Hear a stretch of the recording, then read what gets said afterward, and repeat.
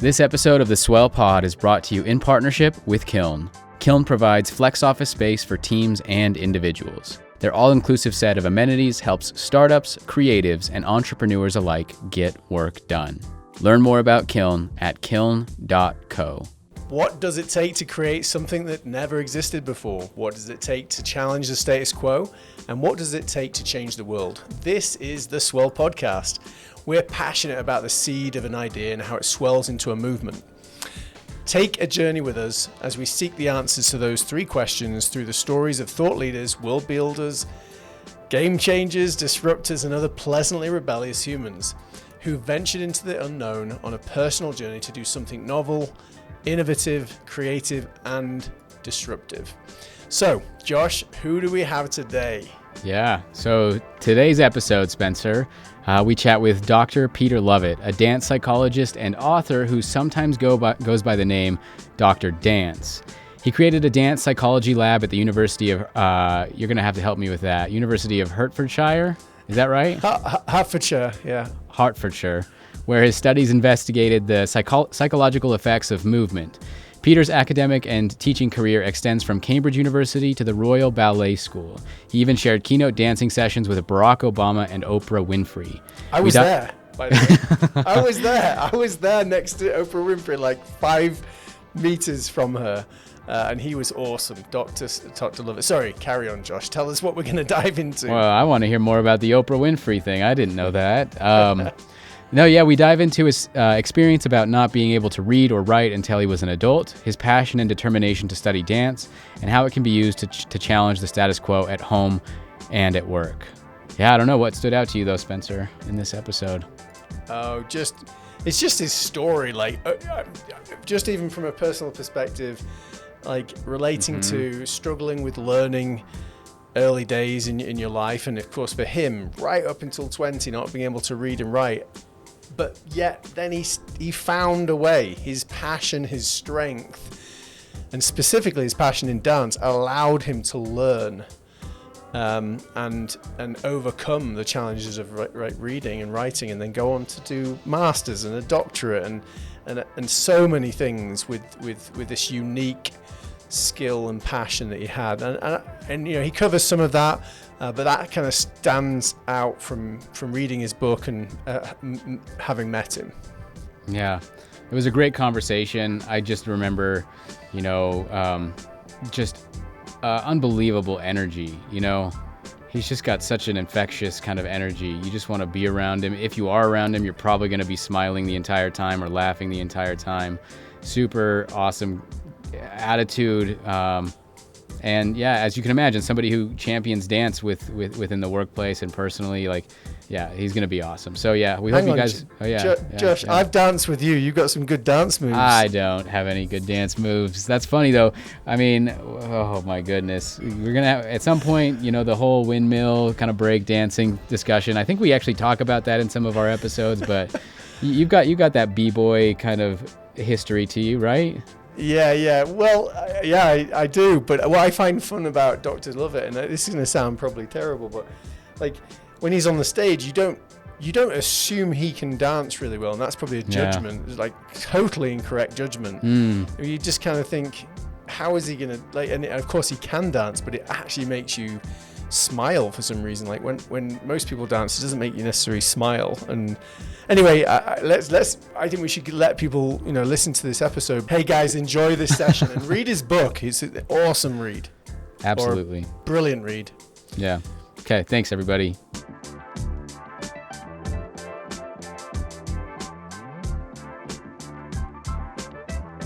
That's good stuff. Well, thank you for joining the Swell Pod this morning, Dr. Peter Lovatt. We are really excited to have you here today. Well, great. Thank you. Thank you for inviting me. I'm really pleased to be here. I've read your book and I don't know, it's made me think about a lot of things to do with my childhood and the things that relate to how much actually dance brings me joy. But guess what? I don't do a lot of it anymore. And why is that? As a child, I was in plays and dance routines. In fact, we just interviewed a doctor, Dr. Matthew Levitt, Disrupting Pathology, and someone sent me a photo of him and I when we were 11 years old, dancing in a dance festival in our church, doing Morris dancing Wow. and 60s dancing. And it just, I literally had forgotten how much dance really did bring me a lot of happiness, whether it was, going to church discos or in a break club or break dancing club, in the 80s. And so, yeah, I'm feeling all sorts of different feelings right now. I'm thinking, why don't I do more of that? But I'd like to ask you really a little bit about your past and let our listeners learn a little bit about why dance is so important to you and where it really began. Dance for me is probably the most important act that I do. And it's the time when I feel the most me, which might sound bizarre, but when I'm dancing, everything changes. I feel cognitively, I feel different. I feel emotionally different. I feel connected to people in a different way. And my body just feels alive. Yesterday I'd been working all day long and I was working at the desk all day and I had loads of deadlines and things I had to do yesterday. And it got to 4:30 in the afternoon and I thought, I need to dance, but I haven't got time to dance. And my body was there. And so at 5 o'clock, I thought, no, I'm going to dance. This is it. I need to go and dance. And I really wasn't feeling it at all. And I went into the studio and put the music on and started moving. And within 30 seconds, my body just changed. Everything transformed in me. And I go, of course, this is why I dance. And my body felt different. Everything felt, my mood, everything felt completely different. And when I'm in that state, I can never understand. Well, it's really interesting, isn't it? Because I can be in all kinds of other states and I don't feel my optimum self. But when I'm in that state, I do feel my optimum self. And that really helps in lots of areas of my life. And this has been like all my life, like you. I used to dance as a child and I loved dancing doing country dancing, doing all kinds of different dancing. I just loved it. And in my teenage years, my parents' house, my bedroom, my parents' house had a big window in it. And at night, when it was dark outside, I could put the lights on inside and it would suddenly be a massive mirror. And I would play this groovy disco music. And I'd be grooving away in front of this giant mirror. And of course, we lived on quite a big road and everyone could see me outside. I couldn't see them, of course. And I must have looked ridiculous, grooving away. They couldn't hear the music. But for me, it was just wonderful. I loved that experience. And, through my teenage years, I found myself in a different way through movement, in all kinds of ways, which I'll talk about later. And then, again, like you, I went through a period where I didn't dance. I was too busy being professional to, doing what I was doing. I was doing stuff. And, I got to this point. I'd had a couple of years where I hadn't really danced. I'd given up being a professional dancer. And, I'd done all the normal things. So I'd been a professional dancer for years. And then I stopped that to go to university to study psychology. And I did my first degree, then my master's degree, then my PhD. And then I was at Cambridge University then. And I'd always fancied, so I was a psychologist and an academic, I loved. And I thought, I know, I'm going to become a barrister. I'm going to become a lawyer first and then become a barrister. I thought, right, this is what I'm going to do. So I then enrolled at law school. And while I was working at Cambridge University, I enrolled at law school then to train as a lawyer. Ridiculous. And I really loved all the academic side of it. I loved the reading and I loved the research. I loved all of that stuff, learning about different laws. And I enjoyed it thoroughly. And then one day I was, when you become a lawyer in the UK, there's a certain uniform that you have to wear, right? There's certain clothes you have to wear, certain shirts with cufflinks, certain chambers. If you want to go to certain chambers, you need to look a certain way. And one Saturday morning, I went off to buy the uniform to become a barrister, that kind of, that suit and tie and shirts and everything else. And I walked past my old dance studio, and I hadn't been to that dance studio in the West End for years and years. And so I thought, And so I went off and I bought some clothes. I bought some, tracksuit bottoms and a T-shirt. And I went into the studio And I enrolled in a class there and then just to do a 1-hour jazz class. And the teacher said to me at the beginning, he said, well, you've got much dance experience? And I said, oh, a bit, but no, not really. No, I haven't danced. I'm not a dancer. I haven't danced. No. And in the middle of that class, the emotions just came to the surface. And at the end of the class, the teacher said, you have danced. You are a dancer, aren't you? And, oh, my word. I left there and I was just in tears. I was crying like an idiot. And that's where I belonged.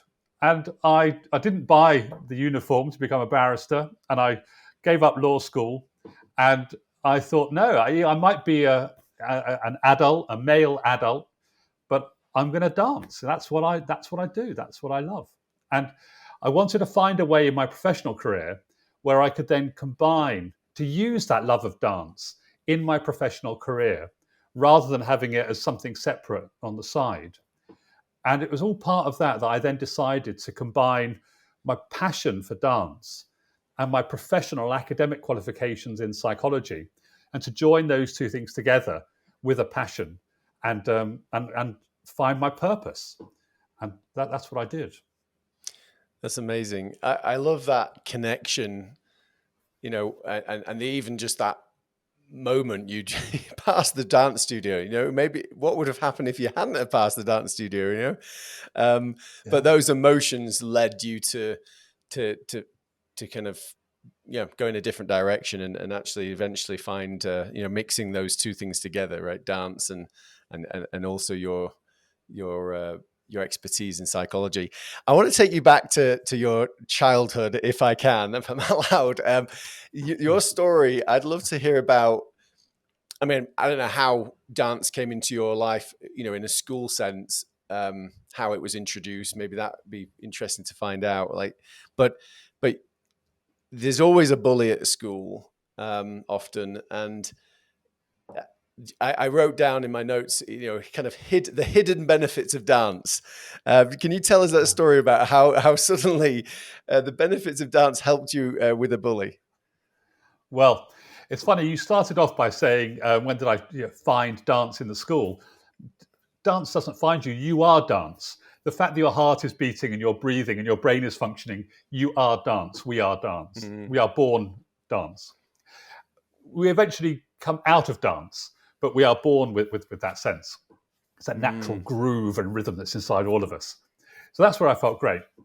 I went to this secondary school, and of course, it was fun. When you're a little kid, when you're 7, 8, 9, and you dance, and you're a boy, nobody really takes much notice of you, right? You just do it. Everyone does it. It's fine. When you get to 12, 13, 14, and you dance, and you're a boy, then in some instances, you attract quite a lot of attention. And of course, I attracted the attention of the school bully, who hated the fact that I danced. And I would try to make my life a misery by that, by constantly insulting me, attributing aspects of his perception of my sexuality because I danced, and this will become a vehicle for him. I go into a classroom, and on the blackboard, there's usually blackboards with chalk, there'd be, all kinds of insults about me written on the blackboard that he would write. And of course, the teacher would come into the class and have to wipe it all off the board. And so all the kids would see it, and it would just be, amplified, and they'd all be laughing. But this happened on and on and on. I get shouted at. But bear in mind, I belonged to the school dance group, and I was the only boy in the school dance group, which is fine when you're really young. But when you get to puberty, then of course you look a bit different. And so I got taller. We had to wear lycra, which is a kind of very close-fitting material to our bodies, and obviously I stood out. And when all the other boys were getting changed for football or rugby or sports, I'd be getting changed for dance, and I'd go off into the school hall and do dance, and they would go off into the school playing field and do football. So it was obvious that I was different in that way. And I don't know why bullies have such a feeling about it. And then eventually, it gets to the point when you're different, people want to conquer you in all kinds of ways. So the bully tries to conquer by name calling and controlling and trying to get you to stop doing the thing that you want to do with insults.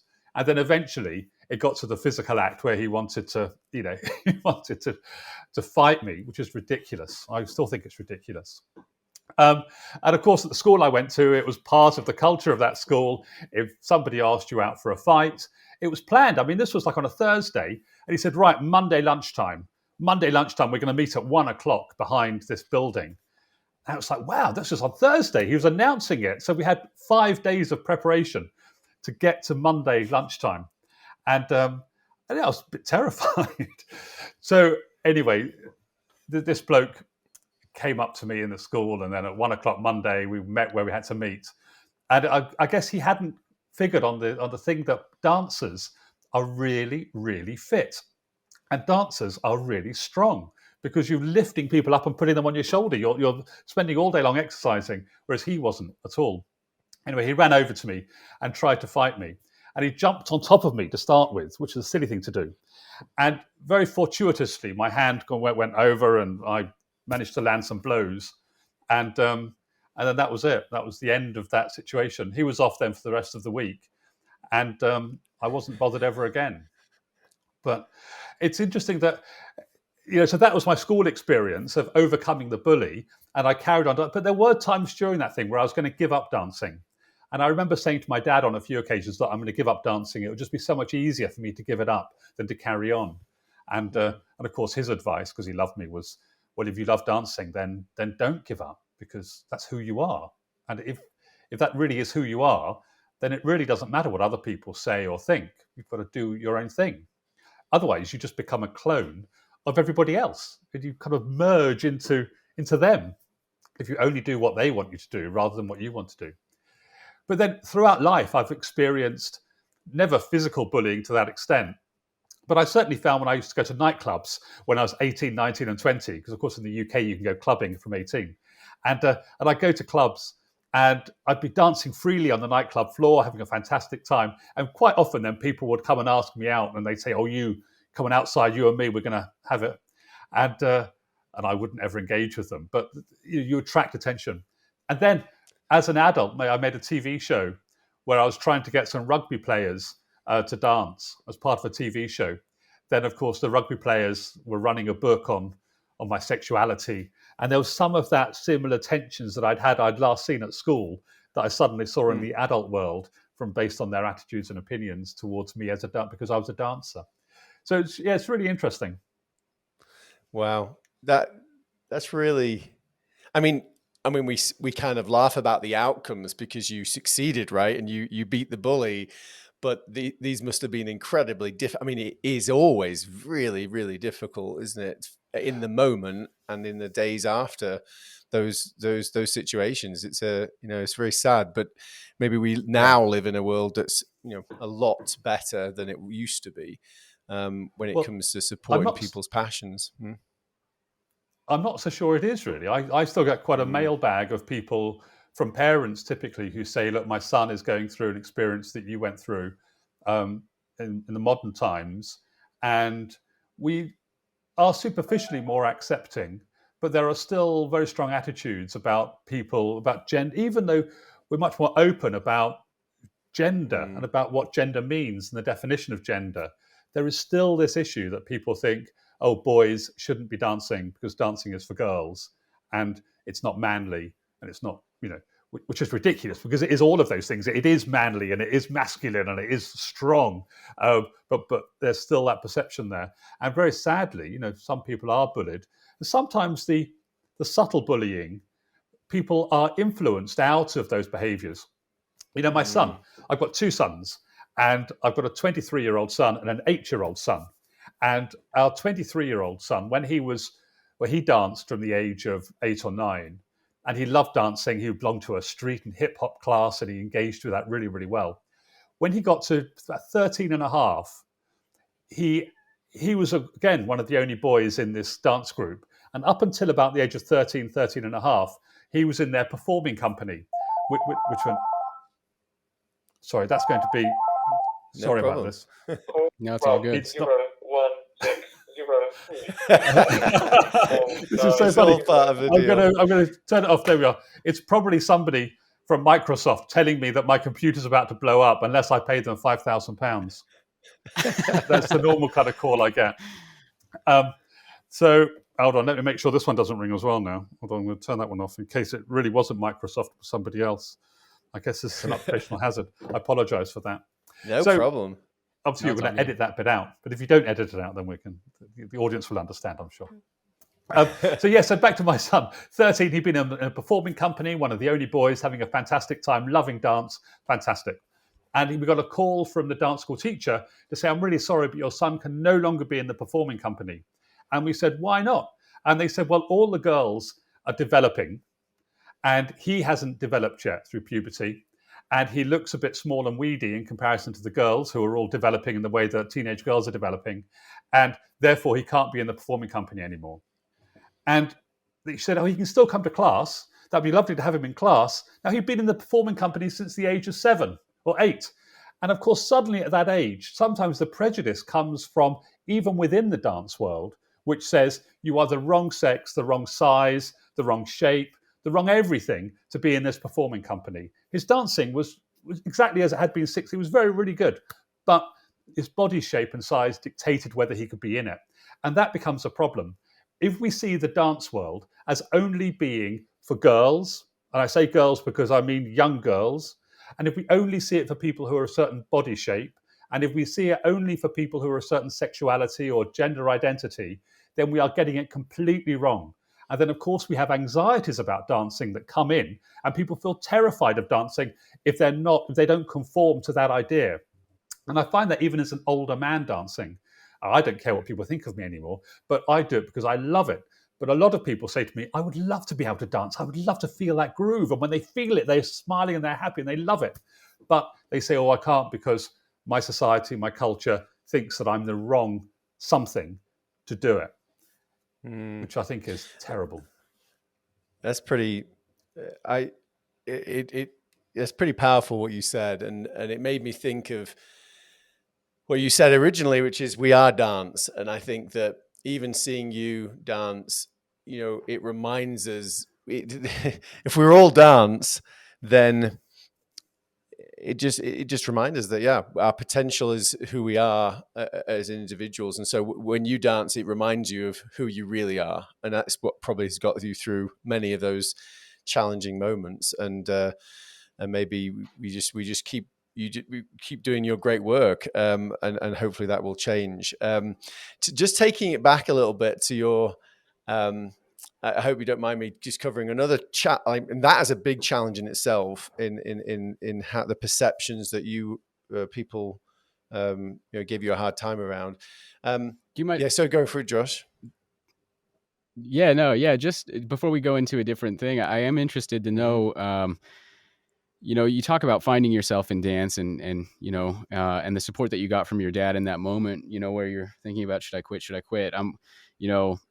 I'm interested to know, when, as you were growing up with dance and as you were facing that, were you finding yourself in dance, or or was it more of a progressive thing, I guess, that kind of eventually at some point you realize, it hit you that this is really what I am? And was it, I guess, I don't want to jump to that moment yet, but that moment when you walked across the dance studio and you found yourself back in it, because those are really important years, formative years, right? When you're younger and you're trying to figure out who you really are. And I can imagine that dance was important to that, but also there's this interesting idea of just the vulnerability of dance has always been very interesting to me. Like, you're putting your full self out on display, and there's a certain level of confidence in that. And I would also just love your take on, or your interpretation of that, I guess, is the amount of confidence that it takes to be as vulnerable as you are as a dancer, I think, and putting yourself out on display, if that might be, part of why maybe you also experience some of what you experience, in addition to some of those biases within the actual field of dancing or the art of dancing. Yeah. Well, Josh, I think that's really important. To go back really early, I think there were several experiences of dance when I was very, very young that were important. I'll deal with them individually. So one, I remember, my parents used to work in a hospital, and this was back in the 1970s. And in the 1970s, in this hospital, there was a social club. So it was a kind of club where all the workers in the hospital could go, and there was a snooker table there, they could do drinks, but they had entertainment every weekend. So they'd have a band or they'd have a disco. And I just remember on things like New Year's Eve, on Christmas Eve, and public holidays, we would all go there as a family, my mum, my dad, my sister, and me, and we would all dance together. It was the most natural thing. The four of us would just dance together all through my childhood. And it was this beautiful kind of bonding time. We just kind of felt lovely. Music was there. Everyone was smiling. Everyone had had a wash beforehand. Everyone smelt nice. Do you know what I mean? It was just a lovely space to go and be. And then as a kid, we used to go on holidays to holiday camps, again, where there'd be multi-generational dancing. Almost like a celebration, people just coming together, grandparents, parents, kids, all age kids would all be in the same space dancing together across a range of different dance styles. So dancing had always played an important role for me socially and bonding with family members. So that was always really important. My parents were not, I must repeat, not showbiz dance mums. They were not that at all. It was just that social element. And then when I was at school, even at primary school, when I was 7, 8, 9, we did country dancing from a really early age.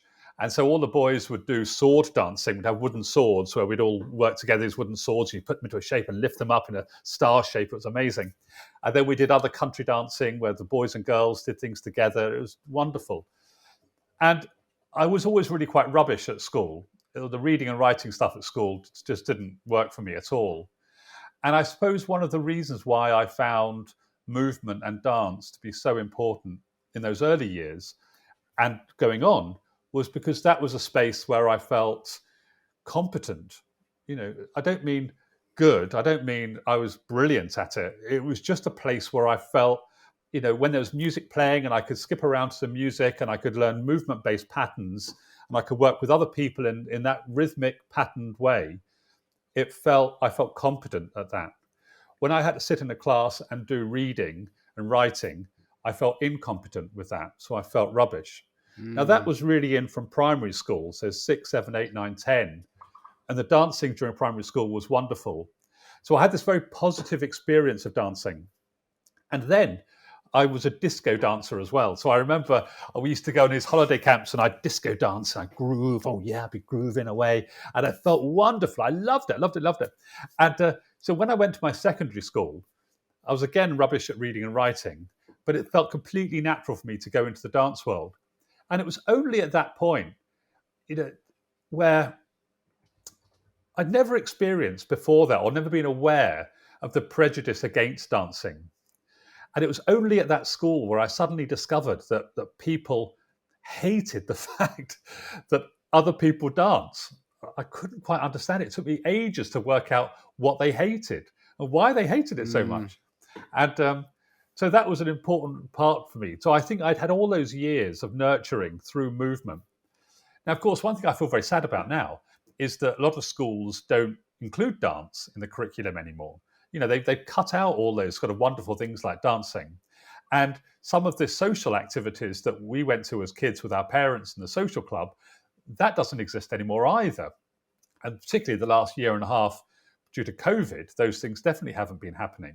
So I think we're missing some of those early stages. Now, I believe, as I've said, humans are born to dance. I think that movement and natural rhythm activates something neurologically, which is we are born with this idea of sensory motor coupling, the idea that when we hear music, it activates certain things in our brain and it gives us an urge to move. And that gives us an urge then to bond with people socially. It changes the way that we think. It changes our feelings and it changes us physically. So all those things change when we dance. And I think taking away the opportunities to dance means that when people get to the older age and they start to elect into dance, then it's like a tree with a very shallow root.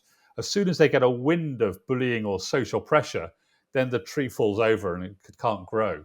And I think we need to allow people's groovy roots to grow, to give them that sense of who they are. I love that. The groovy roots. That's amazing. I mean, I would like to think I was born to be able to dance, but I You can't, are. I Yeah, can't hold a beat. Like you I can. You can. can't. Yeah, you Yeah. don't. Well, You might I not, but you can. You can. hang, You can. hang on. yeah. Maybe, I will say, go, yeah. go for it. Now, I will say that Spencer though has every time we've gone to a live musical event, Spencer has a serious breakdancing Oh, talent. Like he can do a mean windmill. It's pretty wow. impressive. Well, I look forward to seeing that next time I Yeah, see you. yeah. Well, well, it does make me wonder whether we should have a dance intervention or something in our podcast. Maybe that's been done before, but why not do it again? I don't know. What do you think? I mean, Josh says he can't dance, but we got Dr. Dance on this. It says everyone can dance. I don't know. Is there anything we should do in this podcast to kind of bring us the feelings that we need and lift our spirits? let's let's hold Okay. any experimental dance put me on the spot, put us all on the spot thing until maybe we tease it for the end. But we could do it now, but I think we should tease it to the end, because I mean I do want to get into the psychology, the neuroscience and dance and how you found all that stuff, but I don't know. Maybe we tease that until the end. Is that all Should we, right? yeah. Yeah, I mean that's. Okay. Yeah. I mean, in many ways, the science comes first, and so or the science provides that basis. And often, when we're working with people who are anxious about movement, I mean, even that your response, Josh, there. I mean, I would never put you on the spot, but that slight sense of panic of, oh no, they're going to get me to Yeah. dance. No, please, I don't want to be dancing. No. Let's leave it to the end. Let's put it off. Let's talk about something else first. You know, that's a very Yeah. real common response a lot of people have, and I would never try to, you know, let's take a few steps before we even think about having you move, and maybe we have you move in another episode. You know, maybe Yeah, that's yeah. because it is very psychological. We don't want to, you know. Some people say to me, I've done lots of surveys asking people why they do and don't dance, and Mhm. you know, the people who say they don't dance, they have all kinds of really deeply personal reasons for why they don't dance. One man, he was an adult, said, I used to love dancing, and we were dancing along at school, and we're going across the school hall dancing. And he said, Michael Jackson music came on, and I was grooving across the floor, and everyone was laughing. And he said, I had no idea what they were laughing at. I was just dancing, and I thought something else must have happened. And then when I finished my dance, I realized they were laughing at me. And he said, I haven't danced to this day. And that, you know, that deep Mm. rooted, because Mm. dance is such a fundamental part of the human behavior, when somebody laughs at your fundamental human behavior, you're likely to shut it down and never display it again. And that's why I would never try to humiliate somebody or embarrass them Mm. if they felt uncomfortable with dancing. Because what might be fun and pleasurable for somebody else to watch, you go, ha ha, look at that, oh, how funny is that when he's doing it? If you're doing that and then someone's laughing at you, then that can kill it stone dead for you forever. You know, that pleasure can be gone. So I would never push anybody into doing it.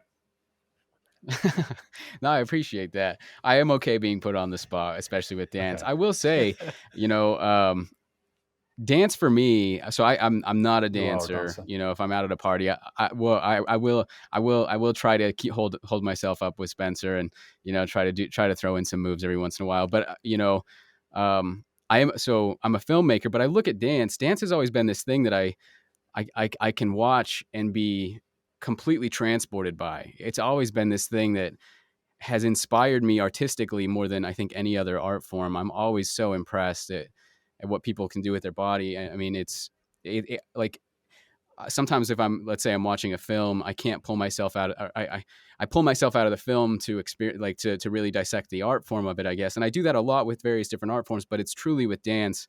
I'm in the moment, and I'm just transported by what the dancer is doing, and it's truly inspiring. And I was really excited to actually have this conversation with you too, because I've Spencer and I have both seen your keynotes, which are by far, I think, some of the best keynotes I've ever seen. And I wanted to know, like, in just regular conversation in your lectures, like what we were going to see, like how much do you move, how much do you groove, and you're definitely like, I love that. I think you have this great energy that's so fun to watch and so fun to just be a part of. So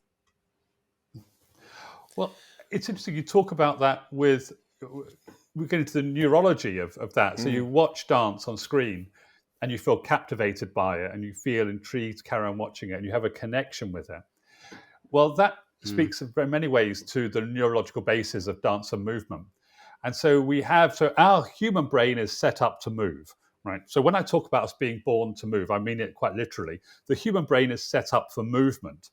And it's set up not only for not movement like a robot is set up for movement, but it's also set up to integrate lots of sensory information coming into us from our eyes, our ears, from our taste, our smell, our physical body, our proprioception. We've got all of this sensory information coming in from outside of our body into our brain. It goes into this area to do with sensory motor coupling, and that gives us an urge to move. Now, we don't have to move on that urge, but it gives us a sense of, we're about to do something. Now, what we also know is that when we watch other people dance, then the brain state of that person who's dancing, parts of that can often be reproduced in the observer's brain. So when you're watching somebody dance, sometimes you have this connection, and the areas of their brain which are active during the dance are also active in your brain as you're watching the dance. Some people call this system the mirror neuron system. So the mirror neuron system is this idea that you get a mirroring of neural activity as you're watching somebody else. Now that also gives you that urge to move. It's almost as if that you're moving, you're behaving in a similar way. So when you're watching someone making all these amazing patterns with their bodies, then of course your brain is trying to stimulate or simulate that at the same time as well. And that's why we get such an amazing connection when we watch people dance. We also know that when we watch dance forms a really important part of the human mate selection process. So we're evaluating people's movements constantly, even subconsciously, because it's part of our genetic drive to find a mate or to find people to connect with and find people to stay away from. So the whole sense of watching movement is a really important biological aspect of the human brain. yeah.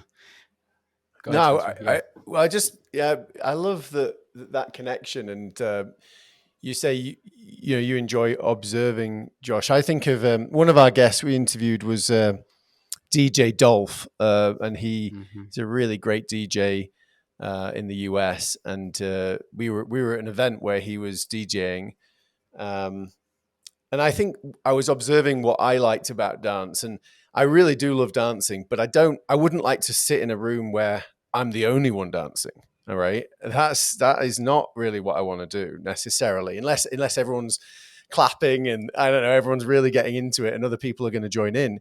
But I enjoy watching others. At the corner of my eye, I see what they're doing and I adopt what they're doing into my dance. And so it's like this constant energy, like of making up my own stuff, but then adapting it with people around me. And I think that just gives you something that, well, you can remember forever, right? This real memory. Yeah. So, Josh, there's some wonderful research looking at that, at. Yeah. Go for it. Hobie, okay. There's some great research looking at exactly that sense of how DJs control a room and what happens in a room. So a DJ is controlling it. What we did an experiment once where we hid away in the top of a nightclub and we were watching the beginning of the dancing and wanted to see how contagious dancing was. And what we found, exactly as you described, you get people dancing and you're moving their arms in a certain way, and that becomes contagious. Somebody else picks up an element of that and then it incorporates it into their own movement pattern.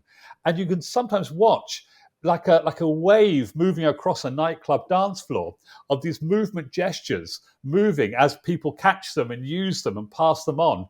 And it's all just this kind of shared experience. So nobody is saying, right, everybody, let's do this, let's do this. It's just catching people's movements, incorporating them into your own, and then somebody else picking those up, adapting them, changing them, and moving them along. And that's why nightclub dancing is so extraordinary, because it feels like you could have 1,000 people, all sharing a heartbeat, dancing together, even if you don't know any of the other 999 people. It's an amazing connective experience. Wow. Yeah. And I wonder whether that it made me think of, even just in my own life, or it could be work environment. But when you're doing things, if I was forced to kind of do the dance moves that that someone else wanted me to do, it wouldn't be maybe as contagious. In a big group, I don't know if it would or wouldn't. But when I choose something that really relates to me and I desire to do, I think it's more probably, my hypothesis would be that others maybe then follow suit, and so it's contagious. Yeah. Yeah. Well, I guess the element there that's contagious is the authentic you. And this comes into corporate life all the time, doesn't it? If you have a founder of a company who is authentic, and they start a company, they found a company, and they have their authentic voice, their authentic vision, and they can go forward with that amazing vision. Sometimes, if you're brought into a company and you have to adopt somebody else's voice, you have to adopt somebody else's movement pattern, you have to adopt somebody else's way of dressing, then you're no longer the authentic you. And then, of course, when you're no longer authentic, then you wouldn't be contagious. Nobody would be interested in copying you, because why would they? It's just you're just a photocopy of the original, not even a photocopy. You're a degraded representation of something that's real. It's not real. And so we see it really clearly in the human behavior.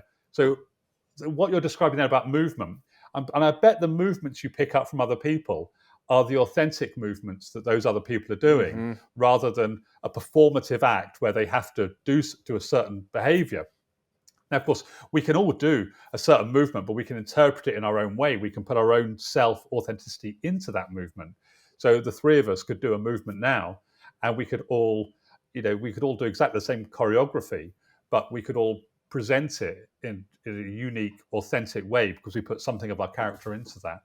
And that's why these dark discos are great. They're dark, it's sweaty, you're closed in, the lights are flashing, you can't quite see what's going on with other people because you're all the same eye level, you're crunched in. It gives you an opportunity to express yourself in that very real way. And I think in the workplace, we need more of that. Sometimes in some workplaces, I worked at one very prestigious university once where nobody was allowed to laugh. It was terrible. You all had to be quiet. You'd go in and you'd be quiet. You'd sit in a room. Nobody would say very much to each other. And it seemed to be the case that maybe it was such a cerebral place that you were only allowed to be you inside your head, but you certainly weren't allowed to be yourself outwardly and communicate your real self. It was really stifling. Yeah. Wow. Yeah. Spencer and I have had a lot of really good conversations recently about individuality and voice specifically, like even in that conversation with the DJ, interestingly enough, I think we were talking about the idea of, well, he was talking about the process of taking people from a place of, let's say, familiarity, a style of music that people were familiar with, and then eventually putting his stamp on it, his individuality, his voice on it, and leading them into that, but starting from a place of familiarity. And I love the way that you related that back to voice. And if there's any way that I would love to then now kind of bridge into this idea of, like, I watched your TEDx talk, and hearing you talk about the neuroscience and how we're thinking about dancing. I'd love to know, how you found the questions of, like, how movement changes the way people think. Like, when did you become interested in that? And that moment when you started combining, the psychology, the neuroscience, and the dance, like, what was it? And as far as the moment in your life, and why was that so interesting to you at that time to then kind of, I think, venture out away from the physical activity to dance into really truly understanding how people think, or how it changes the way people think? Okay. So anyone who dances a lot knows that dancing changes the way people think. Right? Everyone who dances knows that, and they know it changes how you feel, and they know it changes how you relate to other people. It's almost like common knowledge. Well, as a scientist, I knew that common knowledge stuff, but I wanted to see whether it really was true. Is it really the case that when you move your body, it changes the way you think? I'd read some books of is an improvisation teacher at RADA, the Royal Academy of Dramatic Arts, who wrote a book called Improv. And he wrote in the book that when people improvised, then they reported colours being brighter and they reported distances being different. And so he wasn't a scientist, but he was talking about some of these perceptual changes in the human cognition as a function of improvising. So at the university originally, I set up an experiment to test his observation to see whether it really was the case that when you improvise, it changes the way that you think and perceive the world. And I started off by using the similar kind of improvisation techniques that he was using, which was verbal improvisation games. So, saying things together which are unplanned, they're spontaneous, they're creative. And what I was doing, I was using verbal improvisation, but I was testing people's verbal ability. So the tests I was doing of cognition were verbal tests. And of course, the experiment was based on verbal stuff. And I was worried after I did the first 10 experiments that there might be some contamination between the experimental protocol and the experimental outcomes. So I wanted to find a non-verbal way of improvising. So I started off thinking about music and musical improvisation, but the problem with musical improvisation is you tend to need some expertise with the musical realm, with the musical realm to be able to improvise proficiently. I did some experiments with that. And then I thought, well, what I want to do now is look at movement, because movement is non-verbal, and everybody can move and everybody can improvise. So when I very, very, very first started looking at this relationship between movement and improvisation and thinking, I set up an experimental paradigm where I had people in the laboratory moving their bodies in different ways. And I gave them a whole range of different types of problem-solving tasks, different cognitive tasks, visual perception tasks, auditory tasks, a whole set of tasks. And it was there that I found that when you move your body in different ways, it changes the way you think in different types of ways as well. So different types of problem solving become changed. It's not just a case that you move your body in one way and it changes your thinking, but when you move your body in different ways, it changes different types of thinking. So I started looking at that, and as soon as I found this stuff, I thought it was fascinating. We could suddenly start to quantify what everybody who dances knows. When you dance, it changes the way you think. All those people who dance would report that, but there had been no science to back that up. And so what we did in our laboratory was to start to test those ideas. And of course, what happened was that other laboratories then around the world would say, oh, well, is this work that Lovatt's doing, is it really reliable? Is it good? And could we reproduce that work? And they could reproduce it. And they were reproducing it and also finding it, which gave us even more confidence. And then, of course, we then started to apply it to people with Parkinson's disease. And we started to apply it outside of the lab, obviously in a medical setting with people with Parkinson's disease, but also then in schools, looking at school children to see whether they would think differently as a function of engaging with improvisation and moving their bodies in different ways. And what we found in both of those environments is that when people move their bodies, it changes the way they think. And then, of course, we thought, well, of course, business and commerce and working in the business world is all about changing the way that you think. You can set up your thinking, you can set up your organization, you can align your goals, you can be motivated to work towards your goals, and you can be going along quite nicely. And then something comes along, there's a paradigm shift, there's a coronavirus, or there's an economic situation, or there's a new technology that comes in. Something happens which fundamentally changes your whole work setup. And of course, then you have to change the way you think.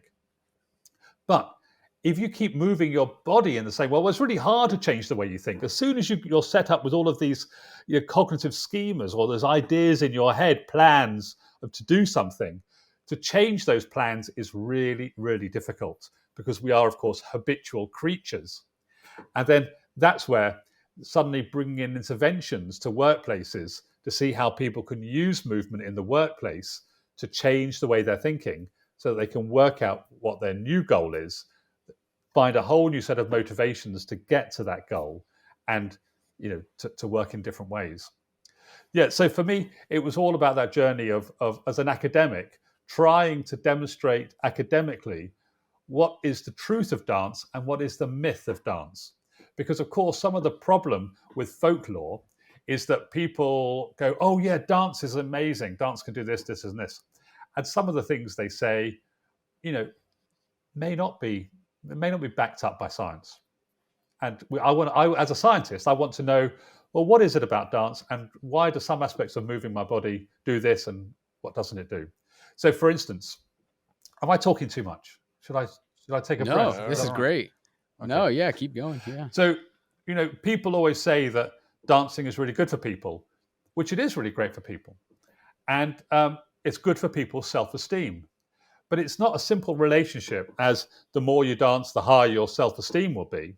Because we know that people who dance a lot, so people who are on vocational training schemes, people who, do certain types of dance, have got really low self-esteem. And low self-esteem is important because low self-esteem is related to eating disorders, self-harm, and depression. So if we think that there are some group of people who are dancing a lot and their self-esteem takes a dive, and they're more likely then to experience those three things of eating disorders, self-esteem, and depression, then that's a really important thing we need to understand. So, how much dancing is good for people? Where is it good? Good, good. It's great, great, great, great, great. And it gets to this tipping point where when you do it to a certain point, then it starts to have a detrimental effect on you. And as a scientist, I wanted to understand that. And I wanted to understand also things like, we know that dance is good for people's health and well-being, but exactly what health conditions is it good for? How much dance do we need to be good for someone's health and well-being? What type of dance? Is every type of dance really good for people? Or are there different types of dance that activate different things?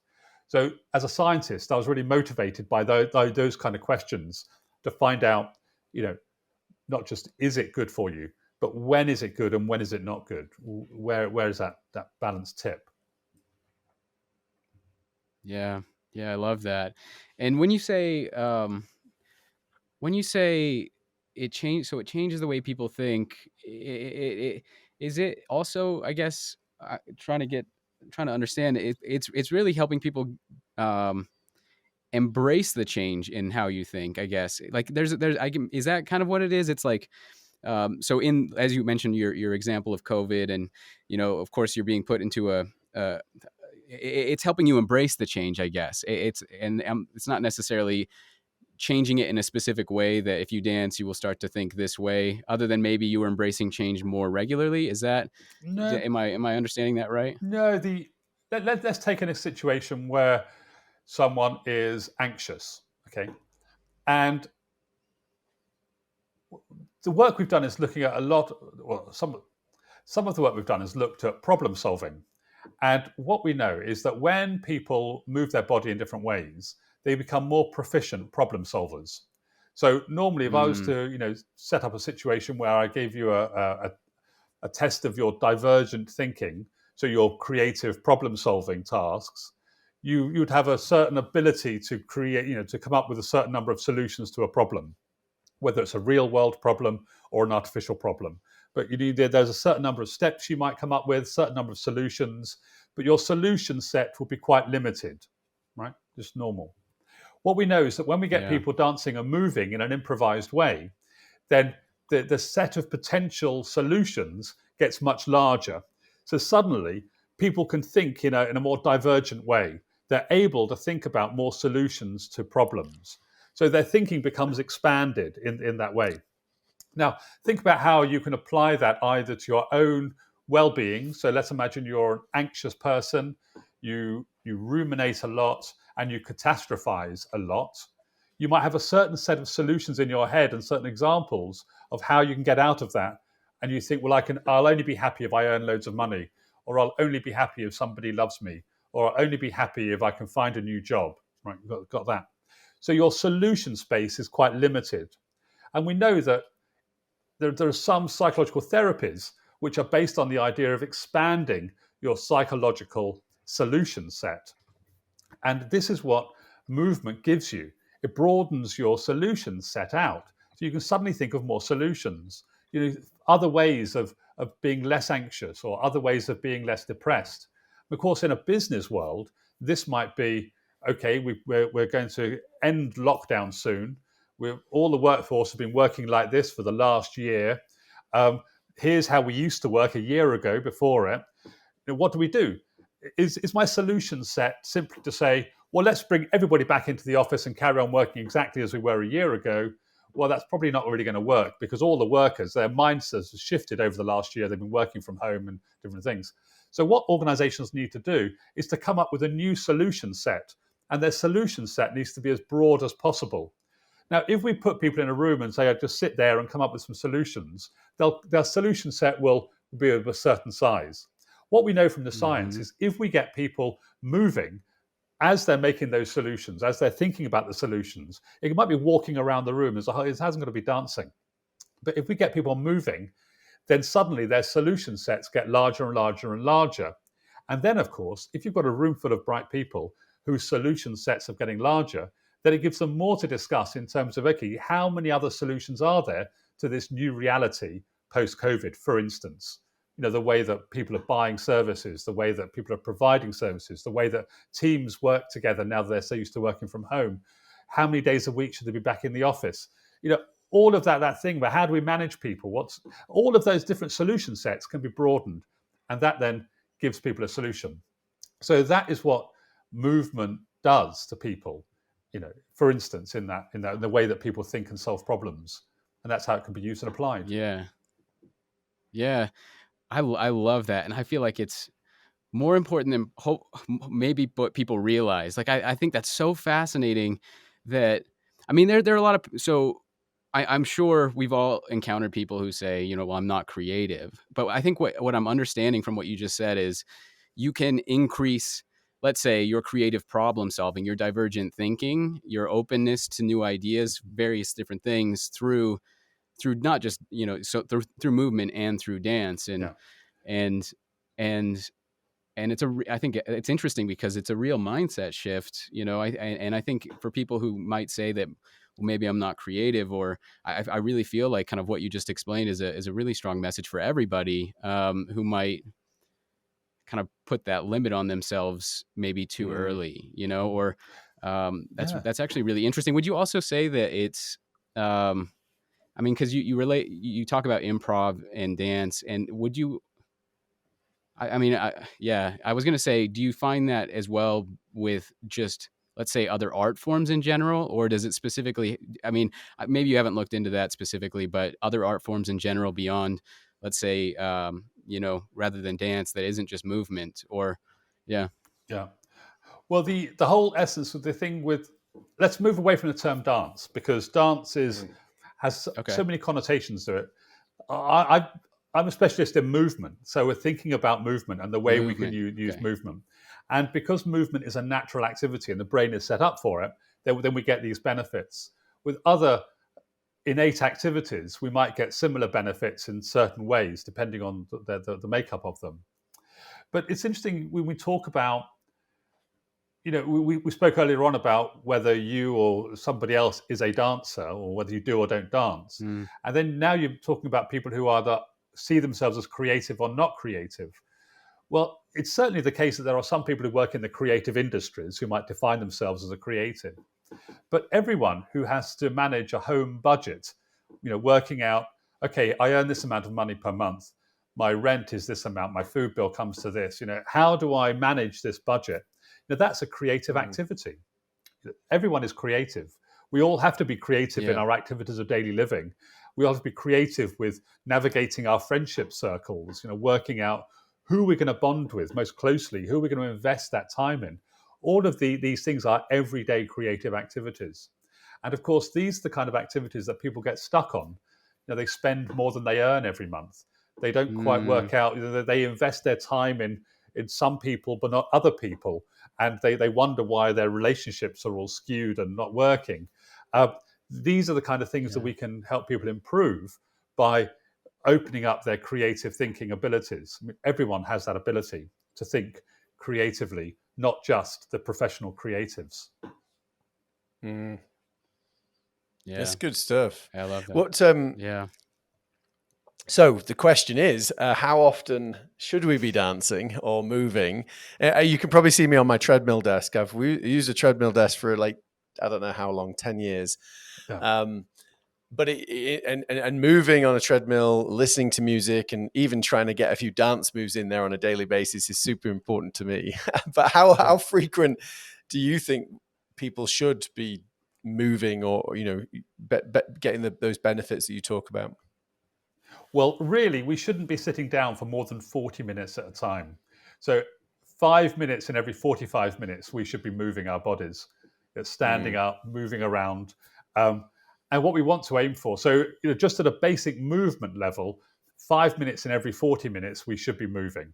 What you're doing on a treadmill desk is fantastic. You're moving a lot. Of course, we then need to move up. The World Health Organization argue that we should be doing between 150 and 300 minutes of moderate movement a week. So that's the target we should all be aiming for. And again, so that's about 45 minutes a day, really, that we should be getting our heart rate pumping due to the movement we're doing. But then you see, it's not just about the movement. We need to be moving our whole bodies in different ways. It's very easy if you're on a treadmill. I'm delighted to hear that when you're on a treadmill, you might groove a little bit as well and get some kind of groove going with the movement. That's fantastic, because then you're moving different parts of your body and keeping that well juiced up. But not my arms, right? Yeah, well, why not? Can you not groove with your Probably arms? should. Yeah, I should do more of that. Yeah, absolutely. My hand's usually on my mouse, but you're absolutely okay. right. From time to time, I should be. I try to turn around, do a little bit of a spin, but I probably do need to do more with my hands. But yeah, get that going. Get some hands up in the air.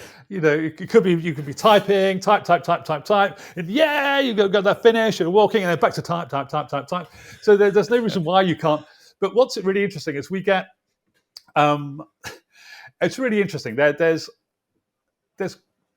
different types of movement, and functional movements are the absolute killer. In any job or any society we live in, we have functional movements, and these functional movements are the movements you have to do the minimum movements you have to do to live your life, or to move around, or to complete the task you're trying to do. So that's just the functional movements. And everything on top of that is this kind of creative movement, which is the really exciting movement. It's the extra movements you do that are not required for the task that you're doing. Now, why is this so important? Well, we've known this is important in occupational settings for over 300 years.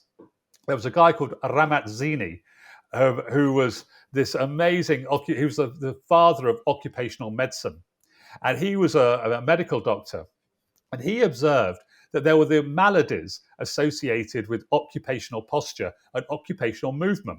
And he did lots of study of people who were doing manual jobs, bookkeeping jobs, and he kept a record of the physical stress associated with that job, and also the psychological stress of making errors, the psychological stress of displeasing your boss. I mean, this was 300 years ago he did all of this stuff.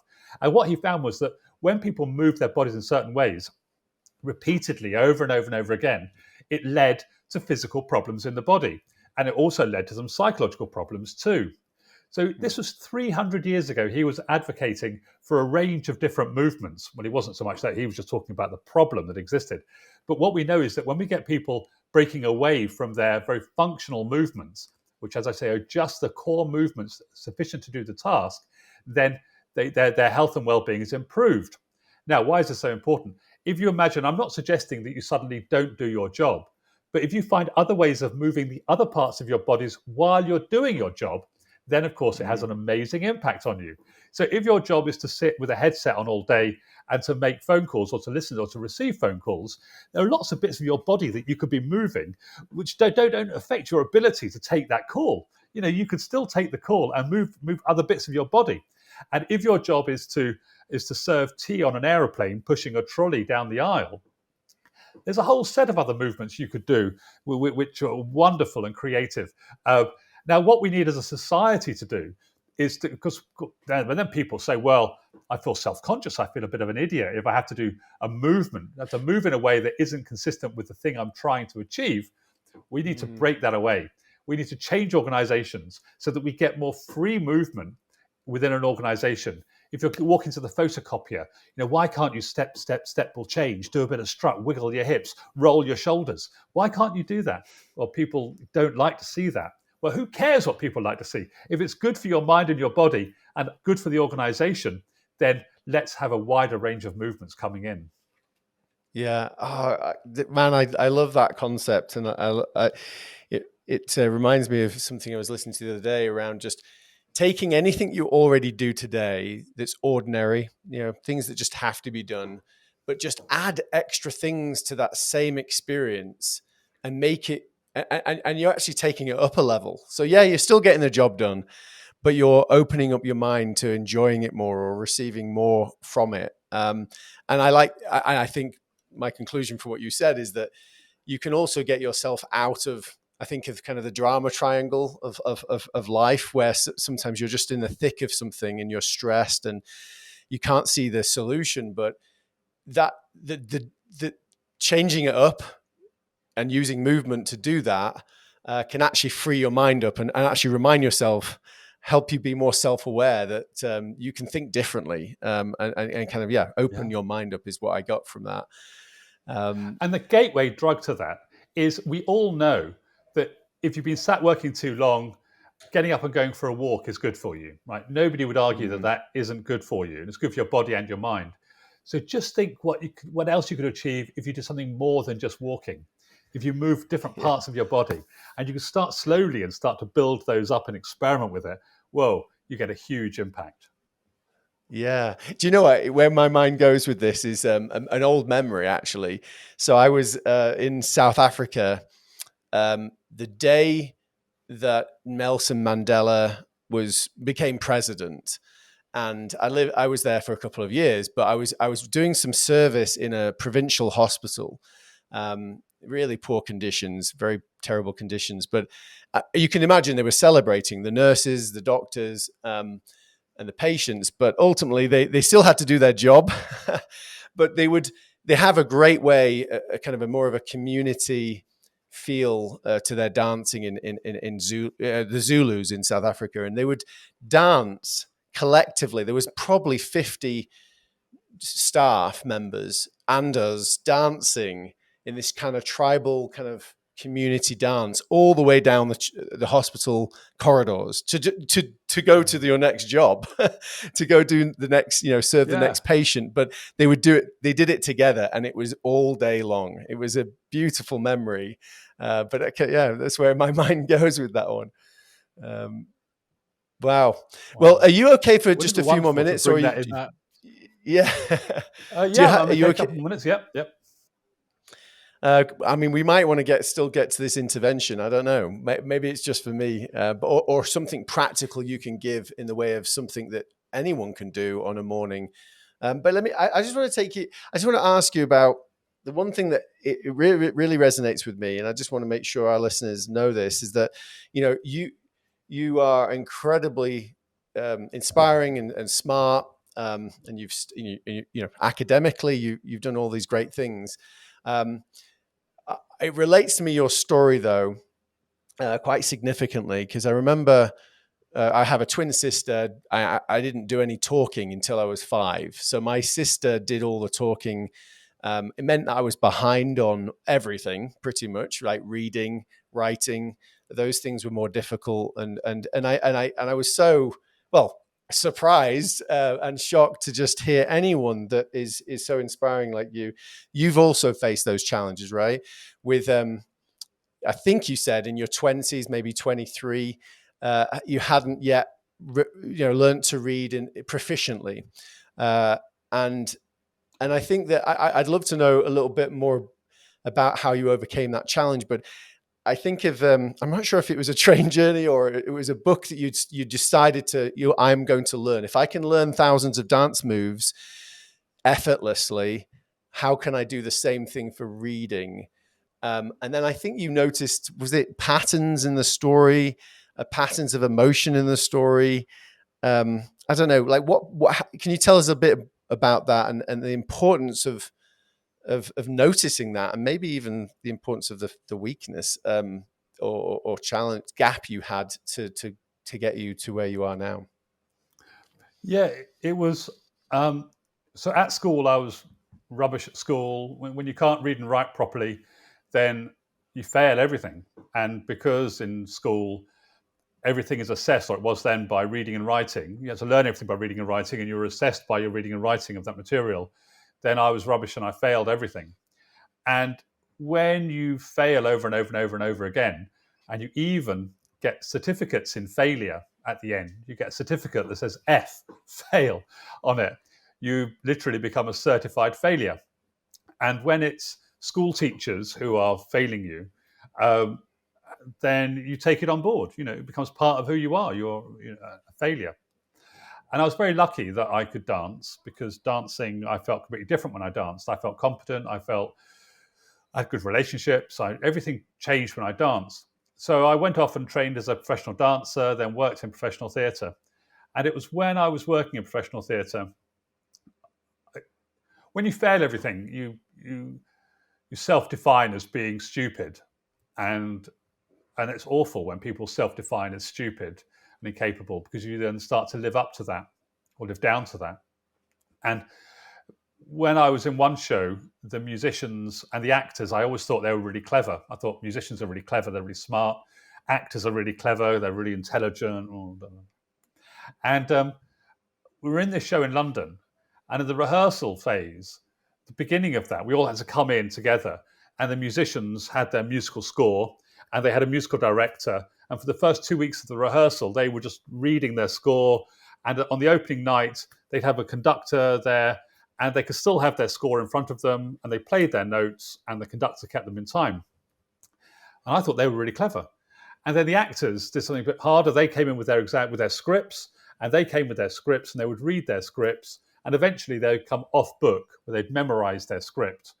And on the opening night, if they still forgot their script, there was somebody in prompt corner in the backstage who would shout out their line to them, and they go, "Oh yeah," and they'd carry on. But as dancers, we had to just learn it. We couldn't write it down. Nobody gave us a book with it written in. A choreographer would just stand there and say, "We're going to do this, this, this, this, and this," and they would demonstrate a 2-hour show to us that we would just remember, and we would dance it. And there's nobody keeping us in time, and there's nobody telling us what the next step is if we forget it. And if you try to do either of those two things with music or with the words, let's imagine the director came out and they just read the whole of Romeo and Juliet, the script, to the actors and said, "You've got to remember this. You can't write, just remember your words." It would take them a long time to learn how to do that. They wouldn't be able to do it automatically. And the same with the musicians. But dancers can do it. And there was a moment where I thought, do you know what? I can't be stupid. If I'm capable of doing all of that, then I can't be a failed idiot. And at that moment, of course, everything else says you are stupid. Everything says, "No, but you are stupid. You are." I just go, no. But I'm not. I'm just not. I'm not. If I could do that, then I can't be stupid. And so I decided then to learn to read. But the problem when you learn to read as an older person is that the words trip you up constantly. There are words that are meant to sound the same, but they look different on the page. So there, and there. You think, well, how do I sound out these different words? How do I spell them? How do I write them? There are confusions in the language constantly. The English language is there to trip people up. It's a semi-regular language. The regular part allows you to have rules. So I before E, except after C. And in about 20 other alternatives as well. The rules don't stand up. The rules do not apply. But teachers are teaching you the rule as they apply to the regular part of the language. But the language isn't regular, it's semi-regular, which means part of it you have to work out for yourself. The language is crazy when you look at it. So I thought maybe the language is stupid and I'm not stupid. Maybe I'm quite bright, but the language is broken. And when you switch your mindset to that, you can then go, "Oh, okay then. So what I need to do is to work out the puzzle in here and work out how stupid this language is." Because I do have the intent, if I'm capable of learning all of this dance, I must be capable of breaking down this language and learning this language. So I started to learn to read. And of course, as soon as you pick up a book as an adult, then all the people who know you as being stupid go, why are you reading a book? Because you're really stupid. You should be reading, you wouldn't be able to understand that. So you have to overcome lots of those things. When I started to break down the language, the struggle I had with the language was language from the cognitive perspective, the spelling, the grammar. I could read the cat sat on the mat. I could read that, right? And I could understand where the cat was sitting and what he was sitting on.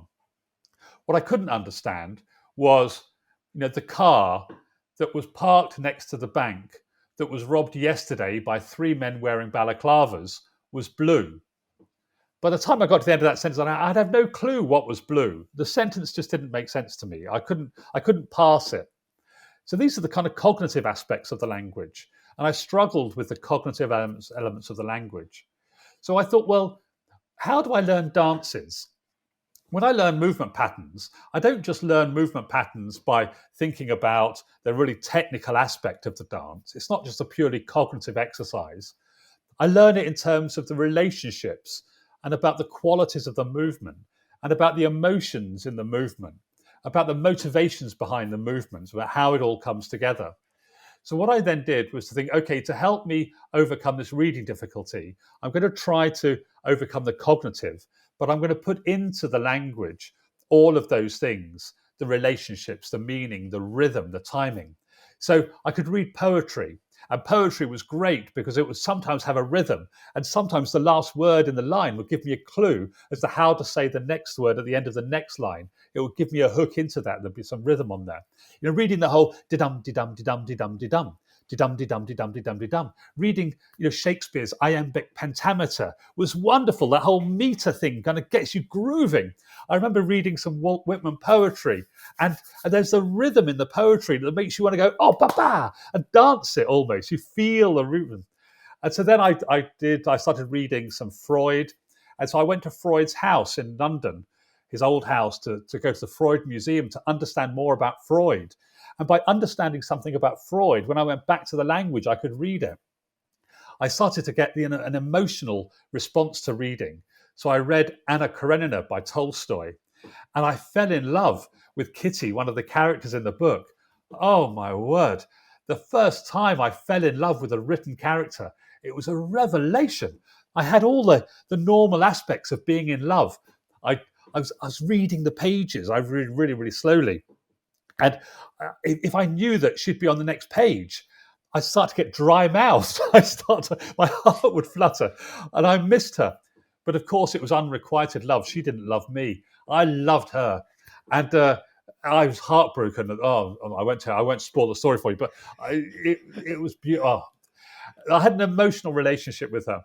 And so when you try to get the social element of reading and the characters, the writers, and the emotional aspect of the reading, mix it with the cognitive, but also have a physical element to it. So having an aspect of reading where there's a rhythm and some movement, and you can move with the words, saying the words, reading the words, feeling the da da da da da da da da da da da da. And then when you put all those together, then I was using dance. I was using all the things that I use in dance to help me learn really, 2 hours worth of choreography. And I applied those to reading, and suddenly it just blossomed. The written word just was like a field, which became a field of wildflowers. It was beautiful. And when I got to that point with reading, I knew that's when I then did a degree, and then a master's, and then a doctorate. And the written word, even though I hate the irregularity of the language and it trips me up, and I despise it for that. But for what it gives me in terms of the relationships and the emotional response and a way of communicating something, I love that element of it. So that's how I managed to use dance to help me unlock reading. Wow. Yeah, that's beautiful. I mean, you basically found the music in the story and finding the meaning in it. I mean, that's what everything our life should be about, shouldn't it? Like trying to find through all the clutter and the challenges, trying to find the things that are really music to our ears. Before I ask you, one more thing. It's the heartbeat. As you were saying that, I thought it's the heartbeat. That's what we're trying to find. And if we find that heartbeat, in all those areas of our lives, then it transforms it from being like computer code, ones and zeros, to being something that's alive. Mm. Well, I know we want to get to a quick dance intervention. I want to know about that picture on the wall. But Josh, do you have anything else around? I know that you're you film and a writer. Does that resonate with you? I guess that's what you're trying to do, right? Bring in the feeling and the meaning, especially the emotion, for everyone.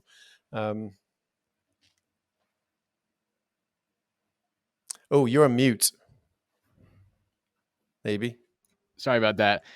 Yeah, no, I kind of just want to sit in that moment for a little while. Like I loved everything that you just talked about. I loved hearing your perspective on, because you had such a unique experience getting into the language and getting into the reading, and it was Spencer said beautiful, and it was beautiful. And if we had a bunch of time, I would really want to dive into, I think, that idea of pattern from a story perspective. I'm very fascinated and very interested in the patterns of, let's say, the structure of story, the emotion of story, and the pattern with human behavior. How we and human experience. And how stories found their structures and how they found their, you could say, patterns. And I'm very fascinated with that, and everything that you just said, the emotional patterns to it, I think is very interesting. But I think we are about hitting time. But yeah, I just kind of want to sit in that moment for a little while, because it was amazing and beautiful. And I thank you for maybe, sharing that. maybe a part two, Peter. Yeah. Another day. Thank you so much. Could you tell us about the picture behind us? Because I've been looking at it the whole time and thinking, what is that? Well, so that one there behind me is, I made a show in the States in 2016, and we were using movement and creative arts to help people overcome some of their difficulties and problems. And with one family, for members of the family, we use dance, we use singing, we use painting. And for one young woman, we were using painting as a way of her expressing herself. And so we're in California, went into this art shop, and she was playing with colors and playing with ideas. And then the art shop owner, I had a conversation with her. We're talking about how we express emotions through painting. And she said, "Oh, look, sure. Hey, if I was going to," I said, "What would it be like if you drew somebody who was, positive face?" And so she started drawing and coloring it with it's like the theatrical happy and sad masks. And she was creating it using colors to demonstrate to the person we were working with how they could use color to represent different emotional states. And she painted that for me. And she didn't know she was painting it for me at the time. She was just scribbling. And she painted that in about, 15 minutes. It just kind of went down. It came out of her onto the page. And at the end, she gave it to me. And so she signed it and gave it to me. And the story was, of course, that was fine. So she said, "Oh, here we are. You can have this." I said, "Thank you very much." And then the production team who were making the show, they wanted to keep it. And they kept saying, "Oh, we'll put it in our vehicle over here." And I was going, yeah, but I need it back from there because I want it in my vehicle to take it home back to. And honestly, we spent about 3 weeks tussling with this picture, and they wanted to keep it, but it was given to me. So it was like a real challenge for me to get this trophy from them at the end and actually ship it back to England. And but I love it. It reminds me. I've got it on the wall there because it reminds me of how we use creativity to express ourselves, either through movement or through our voice or through painting. So it reminds me of that experience of making the TV show in the States. Amazing. Well, that's fantastic. So, do we have time for an intervention? I don't know. Like, is there something you can give us to do and maybe demonstrate it to us or for us for a couple of minutes? Well, okay. I now, because of the way I'm wired up at the moment, I can't stand because I've got wires attached to me. So I'll give you a static. Here we are. Here's a complete beginner's guide to finding your groove. So lots of people say they don't dance and don't move because they feel intimidated by that. And as soon as they feel intimidated, their bodies become really tense. They get this physical armor over their body and they find it really hard to move and groove. So one of the first things I do with people is to help them find that groove. And the Dr. Dance Find Your Groove exercise is this. what I encourage people to do is, let's go right back to basics.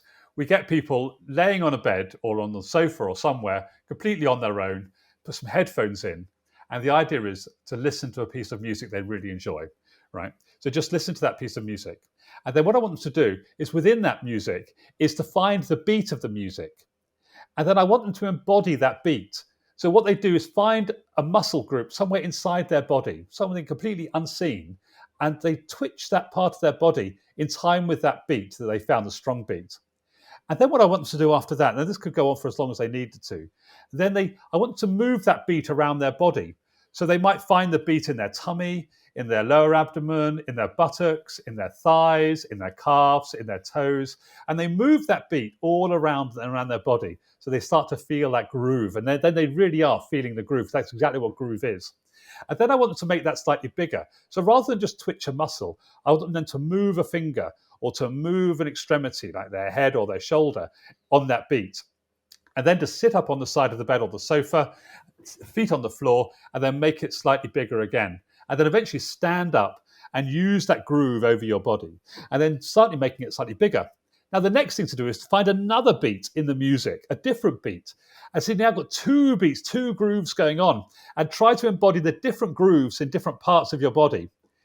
Then go to a mirror if you have one and dance with yourself. Once you're free and confident, your muscles are relaxed, you've found your groove, find a mirror and dance with yourself. Get that groove on and make it a little bit bigger again. So making the movements bigger and stronger, and again, move the groove all over your body so that you feel it. We know that dance is a full brain workout as well as being a full body workout. So get it moving all the way down you. And then eventually, this might be several days later, so you don't dance for several days, but several days, you might then bring somebody else into your private space and dance with them. And then once you're confident dancing with yourself, moving, finding a groove with another person, then take the groove outside to somewhere else. So this is my technique for helping people find their groove. And it's particularly for those people who go, I don't dance, I can't dance, I've got two left feet, I can't, and their bodies tense up. It's get rid of the tension, let the groove in. And once the groove is inside your body, it does amazing things. Brilliant, amazing, and a great kind of tactic for even if you feel down or you don't feel like dancing, just go through that cycle, right? Go through that process. Yeah. Amazing. Well, maybe we should at some point have our partner Kiln pay you to come and do a virtual, even a dance session with all of their locations. We'll have to have that conversation, but it would be amazing to bring this to life and just to feel that energy that you're talking about. I'm excited about that. How can people contact you? And let our listeners know. Okay, so my website is peterlovatt.com, and Peter Lovatt is Peter, and then LOV for Victor, A for Alpha, TT.com. Nice. I could just about see that dance. That's amazing. Josh, anything to finish off? So if you could also just real quick, so you've written a couple books as well. Tell our audience about those books, and Okay, I'm looking. If they just in case they want to go check them out. That'd be very nice. Yes, I've written two books. Hold on, can I? Oh, here it is. No, that's not that. Hold on. Oh, it's on Spencer's phone right now. He's been listening. Yeah, hold on. I'm moving away from the audience. Hold on. Here we go. Right. So, if you're in England, you can read The Dance Cure, which is there. If you're in the US of A, you can read The Dance Cure, published by HarperCollins, Harper One, which is right there, The Dance Cure. I've also written a book called Dance Psychology. So if you want more of the academic stuff, go to Dance Psychology by Dr. Peter Lovatt. And if you want something, a nice read, everybody read, then The Dance Cure, The Surprising Science to Being Smarter, Stronger, Happier. And you will. Amazing, and the audio version is great as well. And so while you're walking, doing things in your house, I recommend that one as well. Amazing. Well, Dr. Peter Lovatt, thank you so much for being a part of this. We'll post a few clips of you dancing on the stage at X4. I think I actually had my daughter with me. She was videoing me dancing, following your instructions, and so I think we might maybe we'll share some of those as well, and maybe even do a competition. Josh, what do you think? A competition, a giveaway of some kind to those that could post their grooviest move on social media. We'll see. All right. Thank you, Dr. Peter Lovatt. Thank you. Well, thank you for having me on the show. I've really enjoyed it. Thank you. Thank you. Take care. Thank you. Well, thanks for hanging out with us. We really hope you enjoyed today's episode of the Swell Podcast. Please be sure to like and subscribe. And if you enjoyed today's episode, please leave a review on Apple. And get in on the conversation as well on all the major socials at the Swell Pod. We will see you next time.